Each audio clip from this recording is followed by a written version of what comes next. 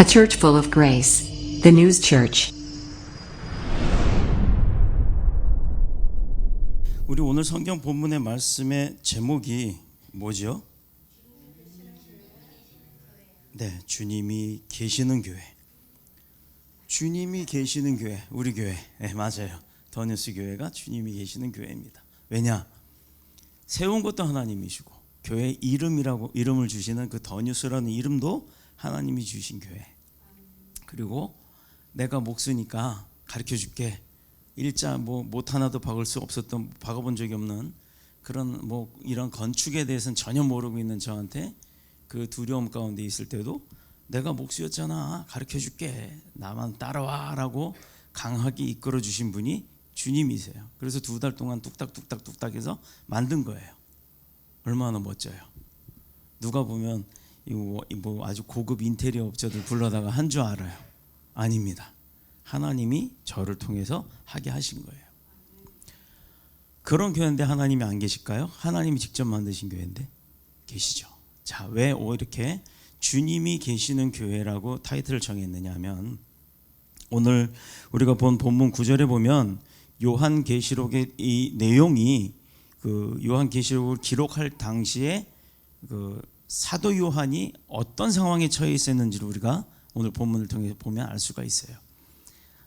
반모섬이라고 하는 아주 그 열악한 유배지, 우리나라로 말하면 어디쯤 될까요? 저기 전라도 아니면 통영 그 부근이 될까요? 예전에 우리 조선시대 때는 가야국의 위치에 있었던 그 지역에 다 무슨 죄를 진 사람들 유배를 보냈습니다. 왜? 도망갈 수가 없으니까. 아주 지형적, 요새처럼 그렇게 돼 있어서 그런 아주 어려운 곳에 사람들을 유배했던 때가 있었어요. 마찬가지로 사도 요한도 반모섬이라고 하는 곳에 gat혀 있었습니다. 당시 교회를 향한 그 핍박이 로마 시대의 핍박뿐만 아니라 같은 삶을 살고 있었던 유대교 사람들의 변절자를 통해서 막 주어지는 그런 핍박들이 굉장히 심했었어요. 로마 도미티안 황제라고 했던 황제가 살 때, 나라를 정치를 할 때 얼마나 그 핍박이 심했냐면 교회를 다 무너뜨리기를 원했던 겁니다. 지금 마치 중국에서 교회들을 포크레인으로 막 부셔버리기 시작하잖아요. 교회를 무너뜨리기 위한 사용했던 수단 중에 하나가 바로 교회에서 존경받는 교회의 지도자들을 성도들과 분리시키는 방법이었어요. 어떤 그런 방법이었냐면, 그 사실을 뒷받침해 주듯이 사도 요한은 9절에 밝히기를, 나 요한은 너희 형제요 예수의 환난과 나라와 참음에 동참하는 자라 라고 이렇게 표현을 합니다. 그리고 하나님의 말씀과 예수를 증언하였으므로 말미암아 반모라 하는 섬에 있노라. 하나님을 증거하고 예수님을 자랑하고, 우리 교회 캐치프레이즈가 뭐예요? 예수님만 말하고 예수님만 전하는 교회.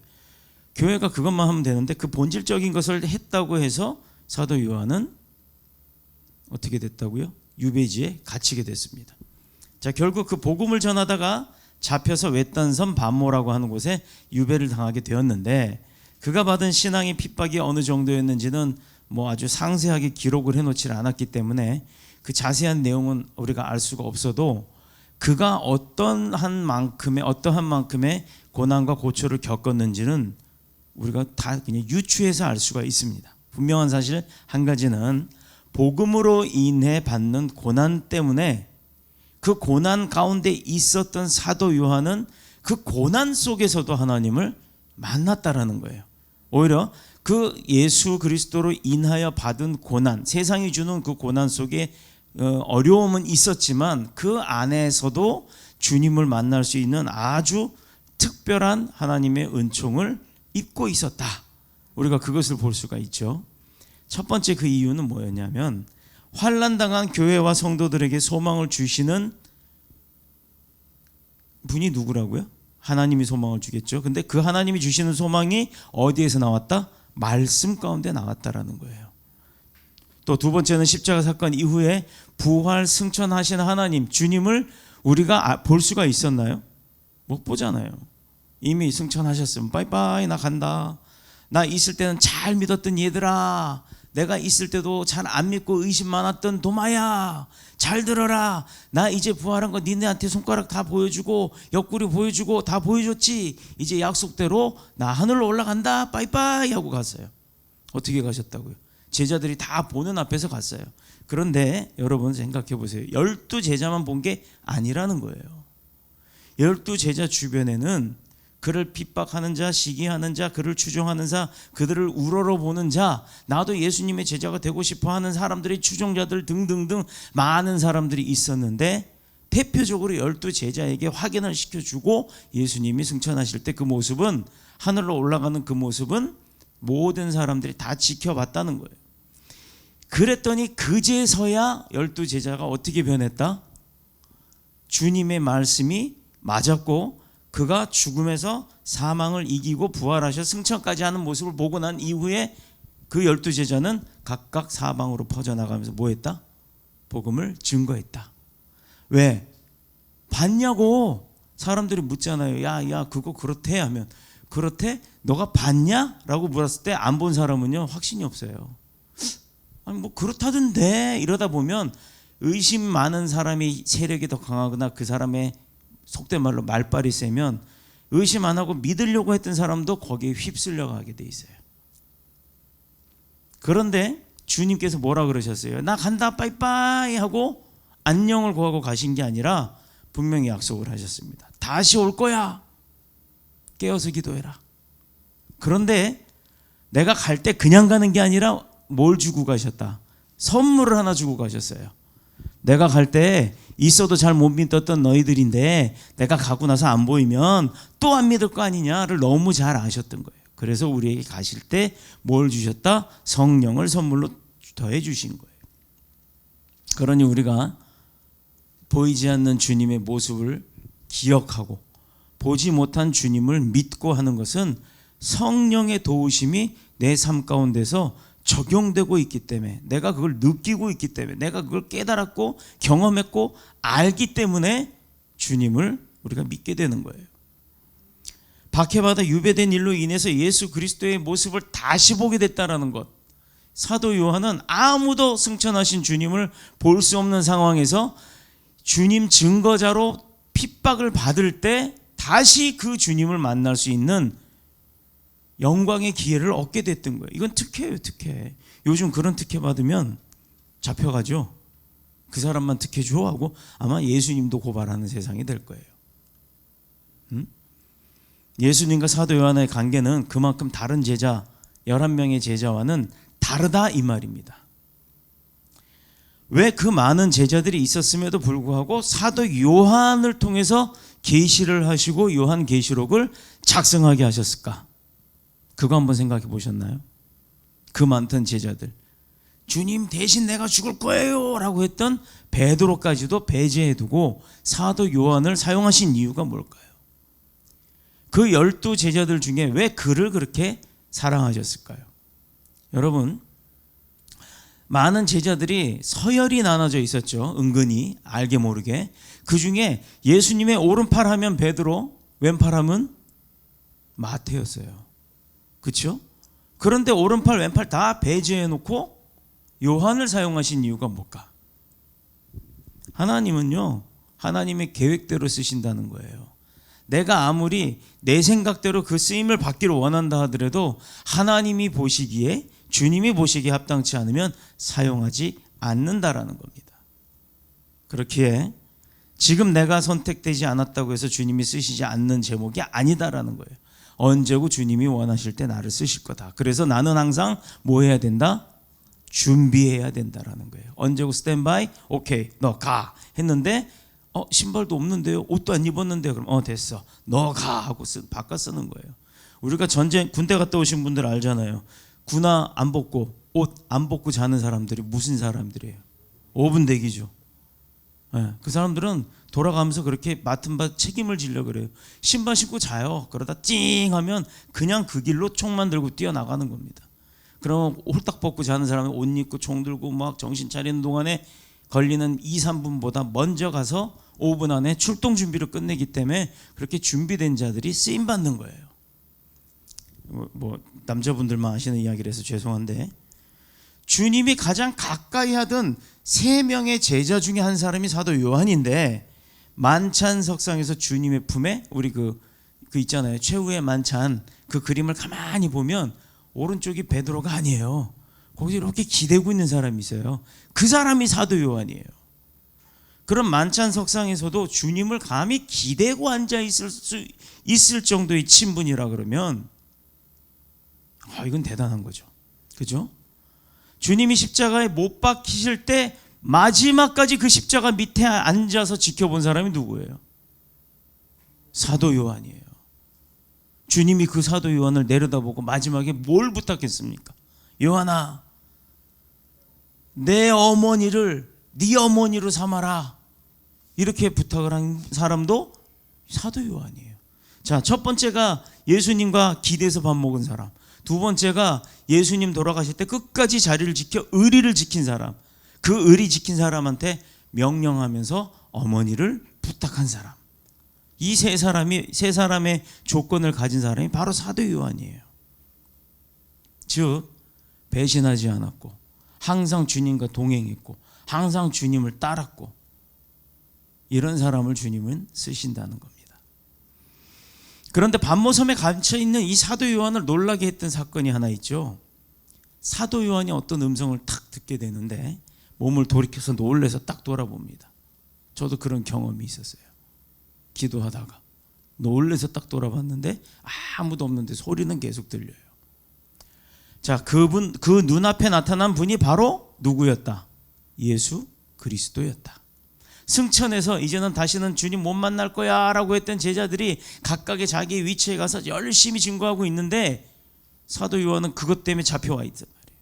그런데 그 잡혀온 곳에 주님이 떡하니 나타났으니 얼마나 놀랐겠어요? 얼마나 기뻤겠어요? 얼마나 감사했겠습니까? 문제는 평소 사도 요한이 뵙던 주님의 모습은 어떤 모습이었어요? 그 채찍당하고 핍박당하고 침뱉음당하고 또 뭐 이거 가시관 찔려갖고 피 흘리고 그 고난의 십자가를 지고 골고다 언덕을 올라가는 그 고통받던 주님의 모습, 그리고 마지막에 올려다봤을 때 피와 땀 다 흘리고 나서 숨 거두시기 직전에 내 엄마를 너에게 부탁한다 라고 하셨던 그 주님의 모습밖에 기억이 없어요. 힘없고 나약하고, 어떻게 보면 겸손도 그런 겸손, 그렇게 나약한 겸손이 어디 있겠어요. 사도 요한의 주님의 모습은, 기억하는 주님의 모습은 바로 그 모습이었어요. 그런데 반모섬의 음성으로 딱 나타나신 주님의 그 모습은 사도 요한이 알고 있었던 예수님의 고초당하던 핍박받던 그 모습이 아니더라 이 말입니다. 어떤 모습이었냐? 자, 오늘 요한의 표현대로 13절, 14절, 15절, 16절 한번 다시 보도록 할게요. 촛대 사이에 인자 같은 이가 발에 끌리는 옷을 입고 가슴에 금띠를 띠고, 그의 머리와 털의 희기가 흰 양털 같고 눈 같으며 그의 눈은 불꽃 같고, 그의 발은 불무불에 단련한 빛난 주석 같고, 그의 음성은 맑은 물소리와 같으며, 그의 오른손에 7 별이 있고, 그의 입에선 좌우에 날선 검이 나오고, 그의 얼굴은 해가 힘있게 비치는 것과 같더라. 이게 어디 십자가에 달려서 핍박받고 그 고난받던 예수님의 모습이에요. 영광과 권세와 능력으로 가득 찬 모습으로 나타나셨더라 이 말입니다. 할렐루야. 이게 주님의 모습이에요. 지금 주님의 모습. 그런 주님이 우리와 함께 있는 거예요. 그런 주님이 더 뉴스 교회, 또 이 세상의 교회에 계시는 겁니다. 요한이 뵌 그분의 모습은요, 두려움과 고뇌에 차서 다 쓰러져가는 초가집 같은 그런 모습이 아니었어요. 또 제자들에게 기도를 부탁하시던 겟세마네에서 지치고 지칠 대로 지쳐있던 그런 주님의 모습이 아니었다라는 거예요. 사람들이 조롱하고 침뱉고 뺨 때리고 그런 모습이 아니에요. 십자가를 지고 갈보리 올라가면서 채찍 맞아 쓰러져가면서 피 흘렸던 그 모습이 아니에요.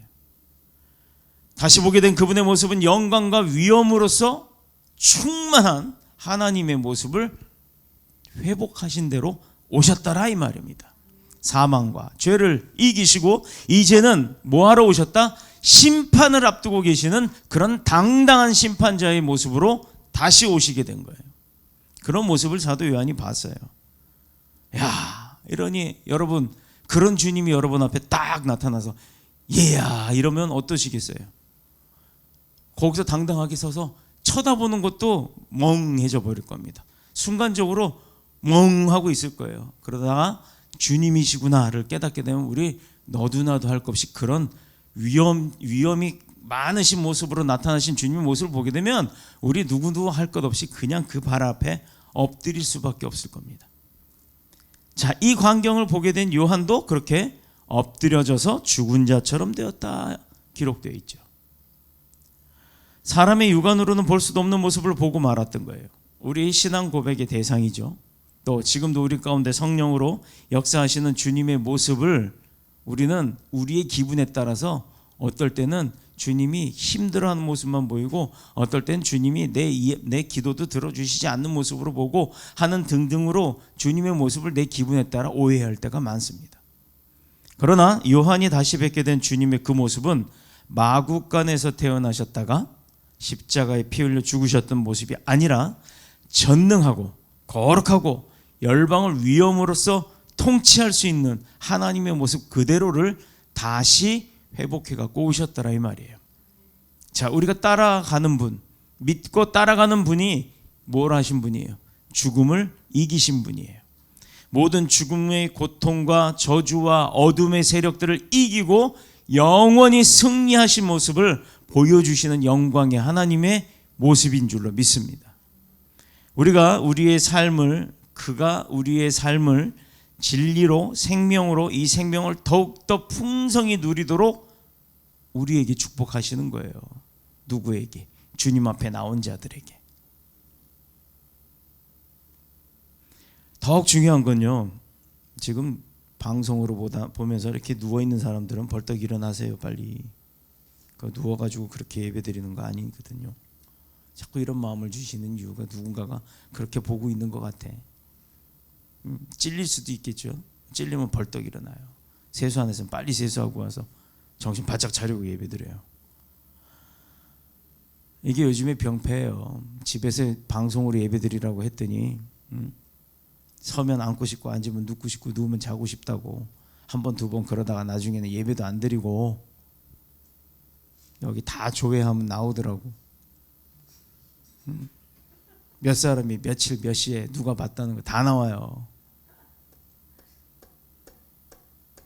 온라인 예배를 한 지가 지금 몇 개월인데 단 한 번도 안 들어온 사람도 있어.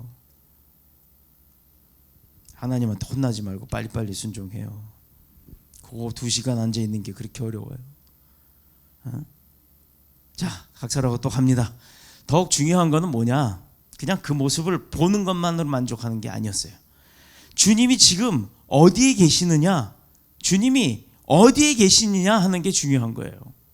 그냥 상상으로 마음속에 기도하면서 만나는 그런 주님이 아니라 내가 누누이 우리가 예배 때 얘기하는 게 예배 뭐 하려고 오냐고요. 졸리면 집에서 자는 게 훨씬 낫지. 뭐 하려고 그렇게 먼 거리를 달려오냐고요. 왜 여기 와서 주님 앞에 예배 드리냐고요. 이유가 있잖아요. 그 이유는 예배를 통해서 주님을 만나는 게 목적이란 말이에요. 더욱 중요한 게 바로 그거라고요. 주님이 어디 계신가? 그럼 주님 계신 곳이 어디 있다는 거 알면은 아니 미국에 계시다 그러면 미국까지 안 갈 거예요? 가죠. 주님 만나면 내 병 나요. 나 죽어가는데 죽어가는 삶이 다시 살아나는 삶으로 바뀌어요. 나 쫄딱 망했는데 다시 부하게 만드십니다. 그분이 하나님이거든요. 그런데 그분이 미국에 있다 그러면 안 가요? 가죠. 거기까지 가잖아요. 그런데 지금은요, 주님이 얼마나 감사해요. 주일만 되면 교회로 와주시잖아요. 그런 교회만 나오면 우리가 주님 만나는 거예요. 힘을 얻게 되는 거예요. 자, 12절 13절을 보면 7 금초대 사이에 계시더라. 인자 같은 이가 있어서 라고 돼 있잖아요. 여기 7 촛대는 20절에 기록된 대로 무슨 교회? 7 교회를 얘기하죠. 이 지역이 어딘지는 아세요, 여러분? 지금으로 따지면 그리스, 그리스 지역이에요. 터키. 거기 보면 지금 빌라델비아, 서머나, 또 에베소 이 지명이 그대로 있습니다. 그래서 저는요, 이스라엘 성지 순례도 좋지만 이스라엘 가서 14박 15일 이렇게 가도 볼 거 다 못 봐요. 못 보고 와요. 뭐 중국 가보신 분들 알잖아요. 옆 동네에서 옆 동네 가는데 보통 버스로 고속도로 4시간. 이스라엘도 버스 타고 수도 없이 다녀야 돼요. 거기가 거기 같지만 가까워서 보이는데도 길이 요래요래 이렇게 올라가기 때문에 한참 갑니다. 이스라엘만 봐도 은혜가 되지만 사도행전에 사도 바울이 이렇게 선교 여행을 다녔던 그 코스들이 있어요. 그 코스들을 한번 쭉 따라가 보는 것도 몇 나라를 거쳐야 되지만 굉장히 좋을 것 같아요. 뭐 터키도 가보고 뭐 이스라엘도 가보고 했으면 좋겠습니다. 아시아의 7교회, 그 7촛대가 바로 그 7교회를 의미하는 거예요. 에베소, 서머나, 버가모, 두아디라, 사데, 빌라델비아, 라오디게아. 이 7개의 교회. 그리고 다시 이 7교회는 5대양 6대주라고 하잖아요. 5대양, 태평양, 대서양, 인도양, 북극해, 남극해, 이렇게 해서 5대양, 즉 바다를 통틀어서 하나를 얘기하고 6대주, 유럽, 아프리카, 아시아, 남아프리카, 또 남아메리카, 북아메리카, 오세아니아, 이렇게 해서 6개의 땅덩어리. 그러니까 5대양 6대주를 합치면 7개.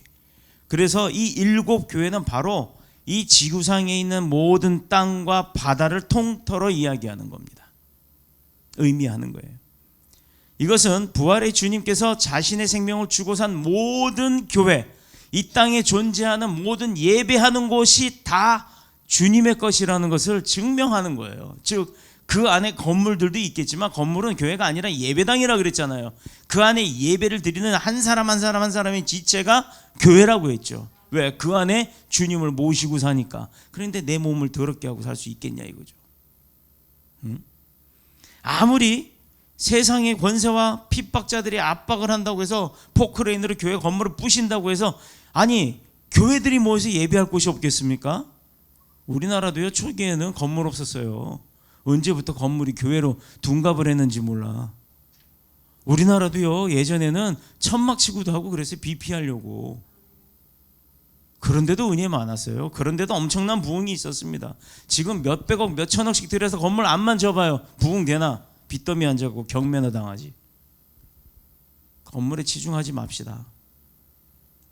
한 사람 한 사람의 교회가 되는 것에 치중해야 되고, 어떤 예배처가 됐든지 간에 주님이 계시는 게 중요한 거예요.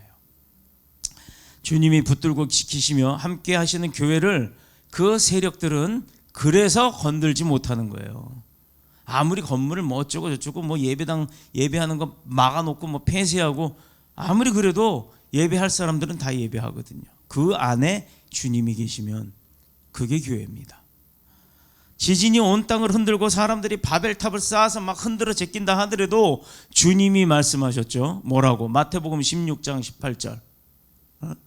내가 이 반석 위에 내 교회를 지으리니 음부의 세력과 권세가 이기지 못하리라.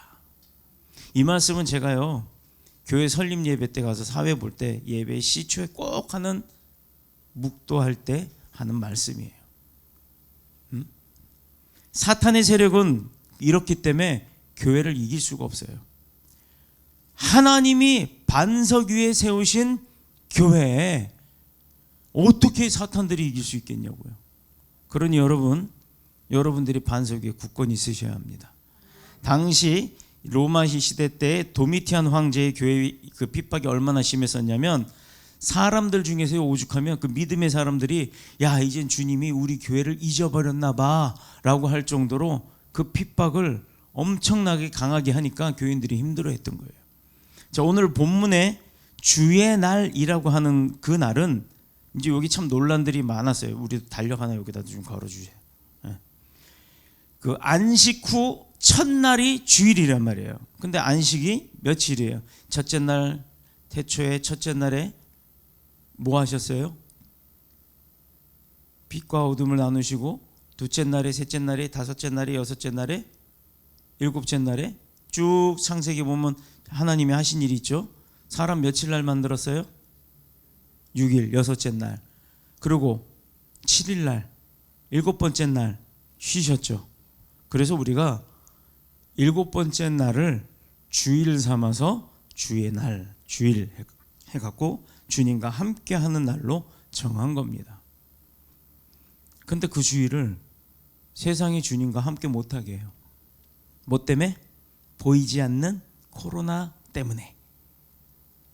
그럼 똑같이 안 보이는데 코로나는 믿고 주님은 안 믿고, 이거 무슨 논리일까요? 그러면 코로나는 확대하고 하면 보인대. 맞아요, 보여요. 그런데 주님은 우리가 볼 수 없을 만큼 크신 분이기 때문에 못 보는 거예요. 사람이 앞을 딱 볼 때 누군가가 옆에서 나를 쳐다보고 있으면요, 은연중에 자기도 모르게 이렇게 쳐다보게 되죠. 그렇게 되면 눈이 딱 맞으면 서로 고개 돌려요. 외국 사람들 같으면 어때요? 이러고 웃지만 우리나라 사람 같으면 딱 쳐다보는데 고개를 돌리든가 아니면 계속 눈을 부라리고 쳐다보든가. 이상해요. 우리나라 사람들 눈 마주치면 돌리지 않으면 이기려고 그래. 눈싸움을 해. 그러다 안 되면 뭘 봐 이러고 따져요. 잘생기셔서 봤어요. 그러면 그때서는 아무 소리 안 해요. 속으로 이놈의 사탄아 나가라. 예수 이름으로 명령하고 있었는데 뭘 봐 이래요. 잘생기셔서 봤어요. 그럼 좋답니다. 네. 자, 그런데 우리가 흔히 알고 있는 이 주일이라고 하는 이 날이 그 당시 로마 시대 때에는 쉬는 날이 아니었어요. 휴일이 아니었습니다. 그들은 우리처럼 좋은 환경 속에서 신앙생활을 할 수 있었냐? 아니에요. 이렇게 따뜻하게 히터도 나오고 여름에 뭐 에어컨도 나오고 의자에 앉아서 편안하게. 아니요. 우리나라 초기처럼 뭐 비막년 천막 치고 방석 깔고 뭐 비닐 장판 위에 꿇어 앉아가지고. 아니요. 그거보다도 더 열악한 상황이었어요. 지금의 북한처럼 이불 뒤집어 쓰고 성경책 후레쉬 켜가면서 보든가, 찬양하려면 할렐루야 할렐루야 이렇게 가성으로 하든가. 그래도 들릴까봐 이불 뒤집어 쓰고 담요 뒤집어 쓰고 하는 그런 북한에서의 예배처럼 목숨 걸고 하는 그런 어려움이 있었다라는 겁니다. 고대 로마 관원의 기록에 의하면 당시 그리스도인들은 아침에 일찍 교회로 나가서 해가 떠오르는 것에 맞춰 예배를 드렸다고 해요. 요즘에 경기도 광주의 어떤 교회가 그렇게 해요. 코로나로 9시 예배, 11시 예배 때 공무원들이 와서 딱 지키고 있으니까 야 주일날 할렐루야 6시에 예배 드리네. 공무원들 오기 전에 100명, 200명 다 모여서 다 예배 기도로 싹 가요. 11시쯤 와갖고 이 교회는 예배 안 드려요? 이러고 간대요. 법은 뭐 하라고 있다? 피하라고 있다며요. 지키라고 있는 게 아니라. 이거 목사가 이런 말 해도 돼요? 자, 이것은 예수 그리스도께서 떠오르는 해처럼 부활하시는 것을 기념하기 위해서요. 그때는 어떤 그런 뭘 피해서가 아니라 해가 딱 뜨는 그 아침에 주님이 부활하심을 상상하면서 그 해 뜨는 시간에 맞춰서 예배를 드리려고 일찌감치 나갔다라고 하는 겁니다. 그리스도의 영광을 선포하고 주님의 은혜를 증거하는 그 설교를 하고 목회자들의 축복을 받고 아침 각각 자신들의 그 하루의 시작을 하나님과 함께 시작하는 거였어요. 우리는 그게 뭘로 시작이 되죠? 새벽 예배. 새벽 예배. 전 세계 통틀어 대한민국밖에 없어요. 새벽 예배 드리는 거. 그래서 새벽 예배 드리는 대한민국이 부흥한 거예요. 화딱지나면 새벽 예배를 웨백스로 드릴까요? 네? 좋아요.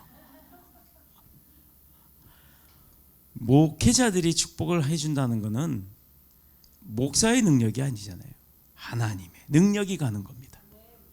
그런데 그 목회자가 어떻다 저떻다 이게 중요한 거 아니에요. 그래봐야 자기만 손해야.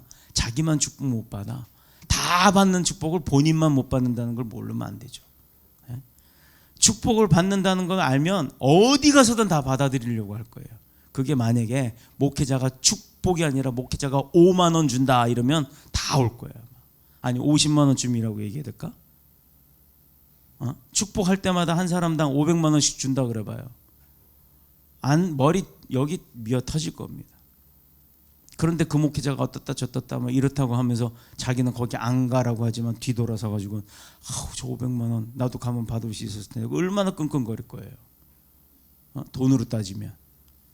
근데 축복은 돈보다 더 좋은 거잖아요. 그거를 빨리 깨닫는 사람이 축복받는 거예요. 그리고 각각 돌아오는 길에 다시 모여서 교회에서 모여서 뭐를 했다? 아침 먹고 간 거예요. 떡을 떼며 성찬도 하며 또 그 하루에 뭐 서로의 교제도 나누며 이러면서 하루를 시작하니 얼마나 이 사람들이 가족 같은 삶이었겠어요. 우리 교회도 이제 넓어지면 좋은 뭐 장소가 생기면 식당이 생기면 어차피 새벽 예배 하니까 새벽 예배 나와서 아침밥 해갖고 먹고 출근하면 좋잖아요. 그 생각해봤습니다. 예전에 우리 교회 청년들이 있었을 때는 새벽 예배 때 청년들만 나왔어요.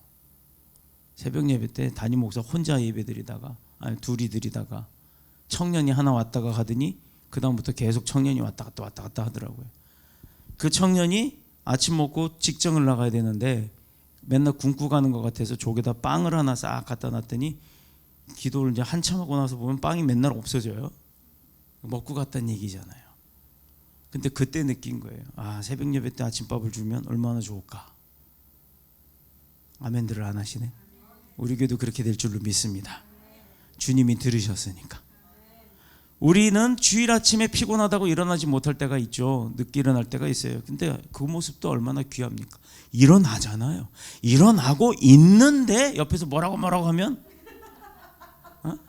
그죠? 더 일어나기 싫어지는 거. 근데 그거를 벅차고 일어나는 사람이 축복받는 거예요. 사람들은 주님이 혹시 교회를 잊으셨나?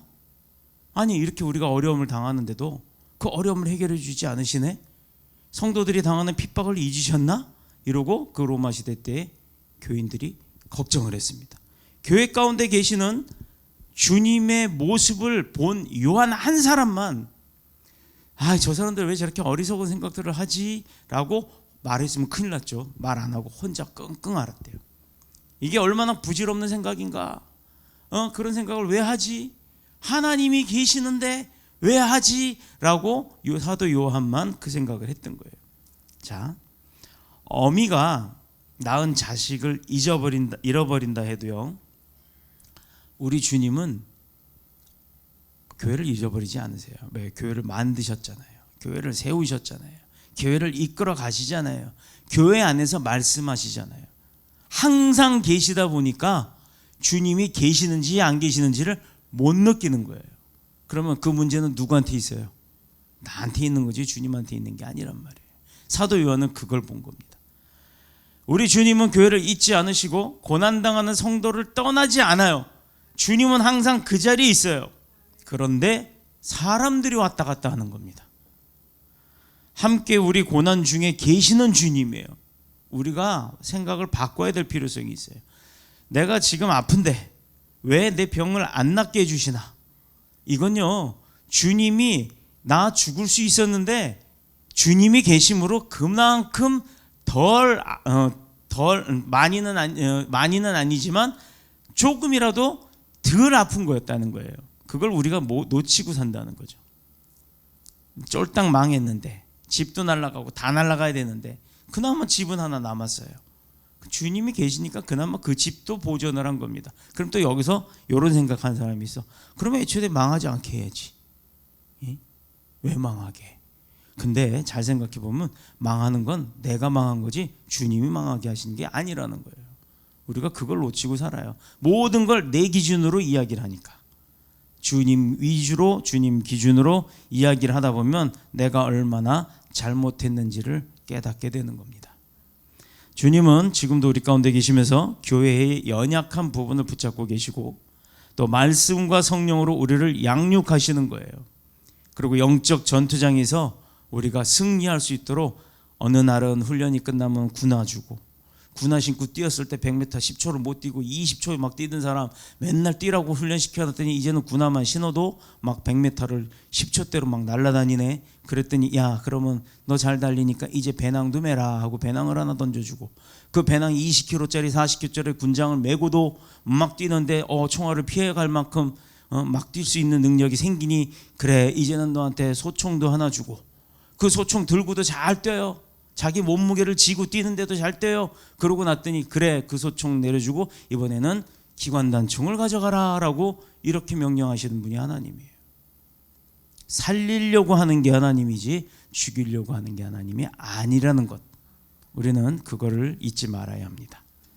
히브리서 11장 거기에 나오는 믿음의 사람들을 보면요, 소위 성도라고 하는 사람들의 삶은 완전히 다 막혀 있었어요. 앞뒤 사방 위 아래 사방 팔방 꽉 막힌 큐브 안에 갇힌 사람 같은 삶이었어요. 인생으로서 갈 길이 전혀 없는 사람들이에요. 위로 아래 뭐 어디를 쳐다봐도 구멍이 없었습니다. 자, 그런데 뭐 때문에 그 사람들 그렇게 어려움을 받았죠? 예수 믿는다는 것 하나 때문에 세상에 그렇게 담을 다 쌓아놨던 거예요.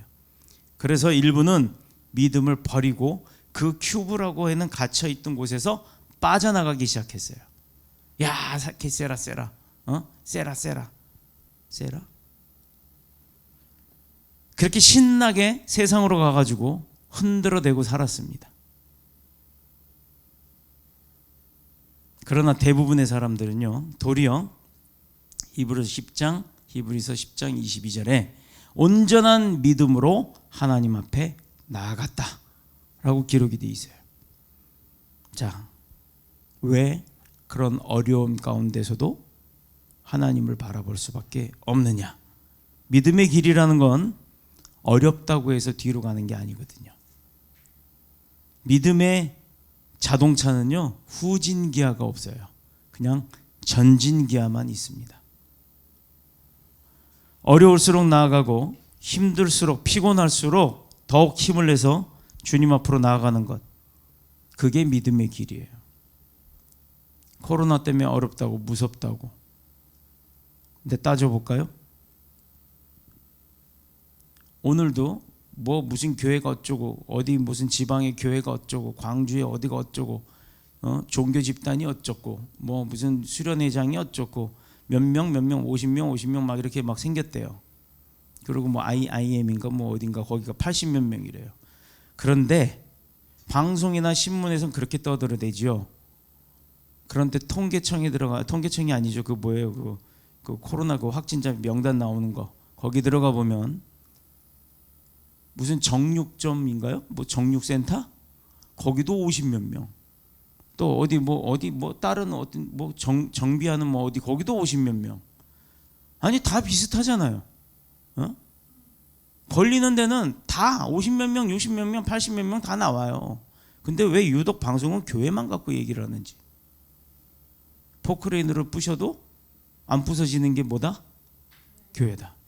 이걸 몰라서 그러는 거예요. 얼마나 어리석어요. 포크레이션 기자만 좋을 거야. 월급 받으니까. 그래서 믿음이 쉽지 않은 거예요. 그런데 기도하는 훈련, 예배하는 훈련을 통해서 우리가 단련된다 그랬죠. 군화 신고 군장 메고 소총에서 기관총으로 바뀌는 것처럼 사람은요, 귀하고 귀한 은사가 있어요. 무슨 은사가 있냐면 잘 잊어버리는 은사. 맞아요. 사람에게는 잊어버리는 망각의 은사가 있어요. 또 금방 막 이거 해야지 하다가 조금 뜻대로 잘 안 되면 확 진려하는 아주 금방 질리는 달란트도 가지고 있어요.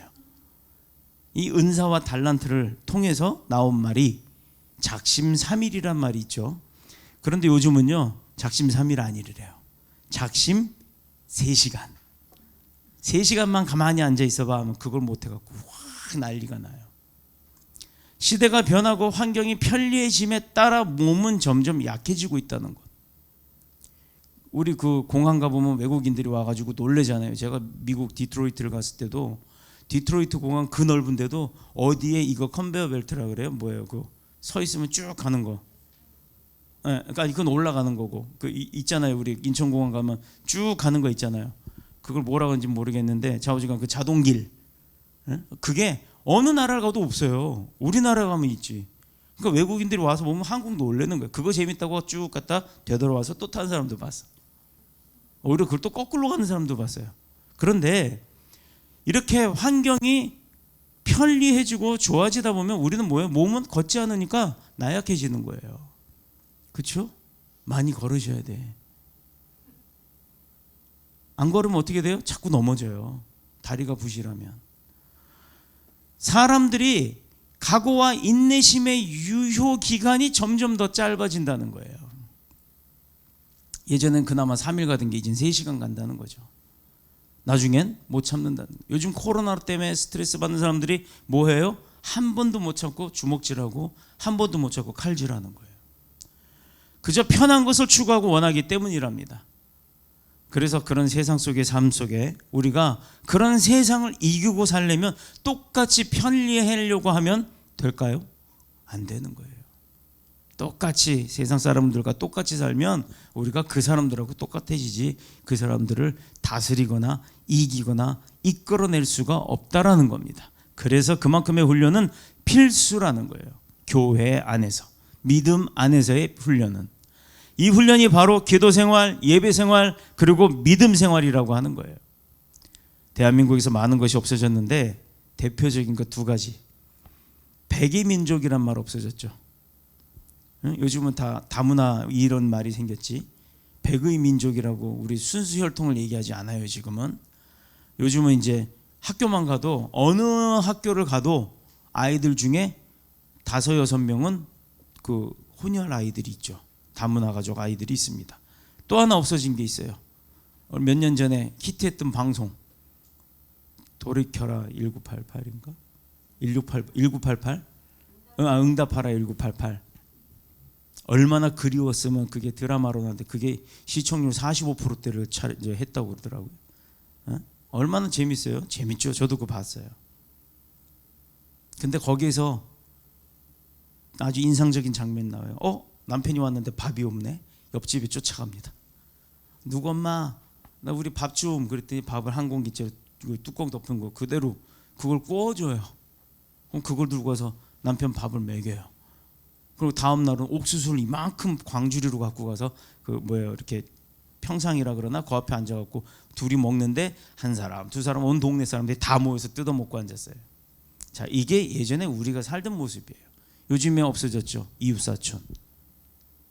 이웃사촌이란 말 들어보셨어요? 없어졌습니다.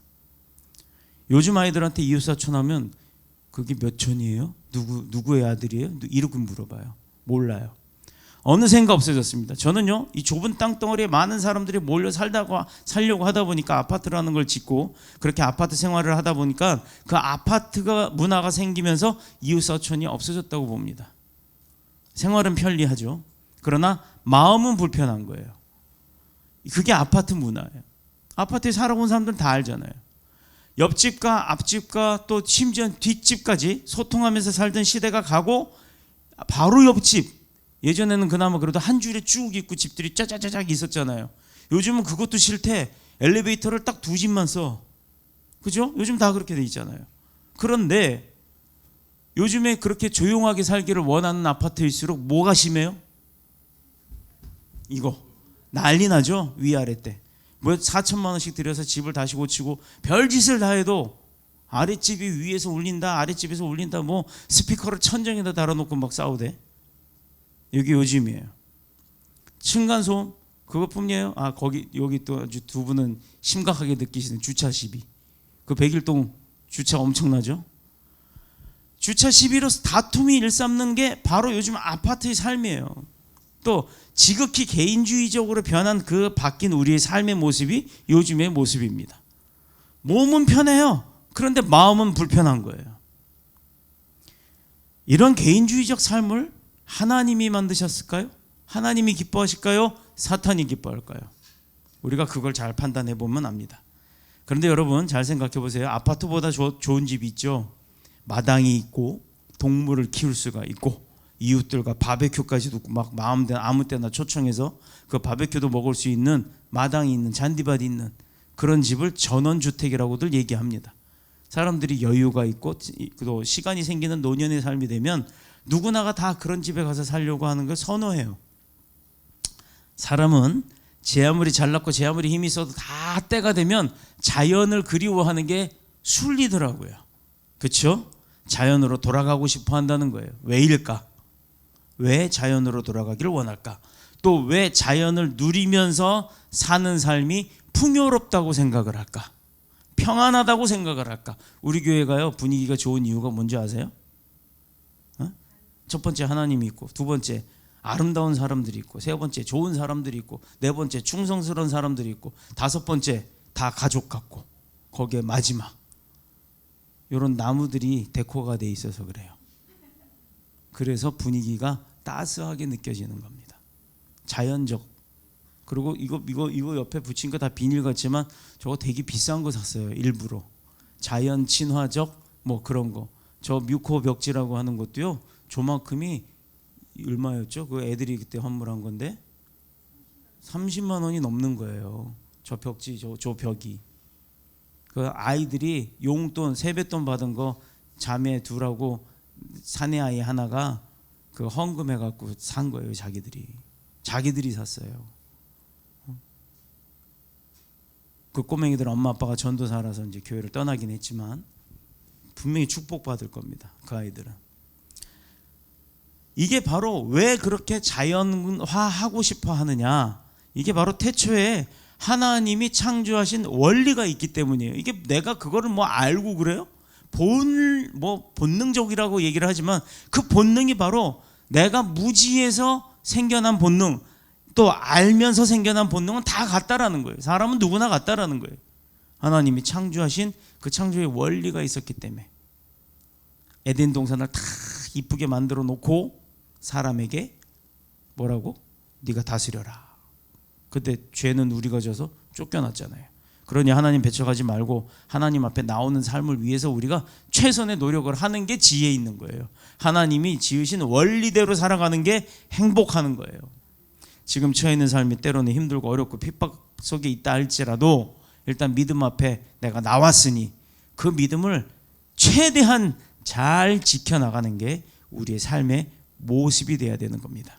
모세처럼 능력 없고 다니엘처럼 승리 없고 또 주님처럼 영원한 영광을 얻을 수 있는 방법이 그런 주님을 따르고 믿고 행하는 순종의 믿음의 삶이 이루어질 때 우리에게도 그것이 똑같이 이루어지기 때문이에요.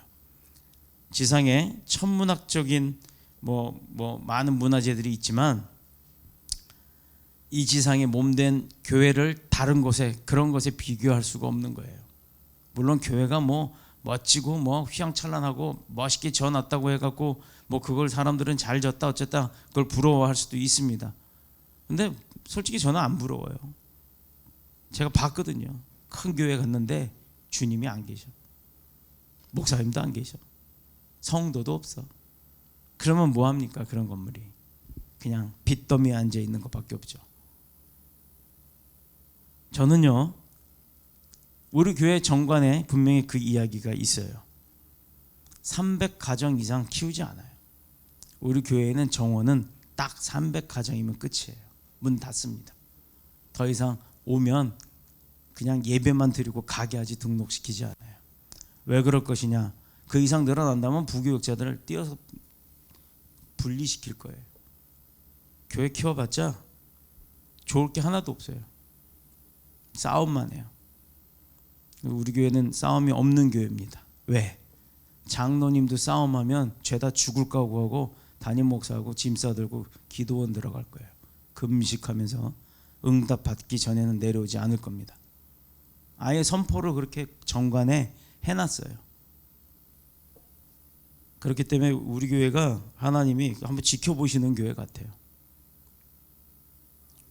그렇게 해놔야 저도 변질이 안 되잖아요. 그죠? 저도 변질되면 목사직에 나도 나가야 되니까. 목사가 세웠다고 목사교회가 아니에요. 하나님이 주인인 교회입니다. 바로 이런 세상이 이룰 수 없는 평안을 소유하신 분이 주님, 그런 주님이 더 뉴스 복음교회 가운데 있는 줄로 믿습니다. 이런 교회에서 최대한으로 주님을 섬기며 나아갈 때, 또 세상의 본이 되는 교회의 모습이 되어질 때 우리 모두가 기도 예배 훈련을 잘 받아서 하나님의 복음 전달자로 충성다하고 인정받는, 그리고 증거하는 축복의 사람들이 다 되시기를 그리스도 예수님의 이름으로 축복합니다. 축원합니다. 기도드리겠습니다.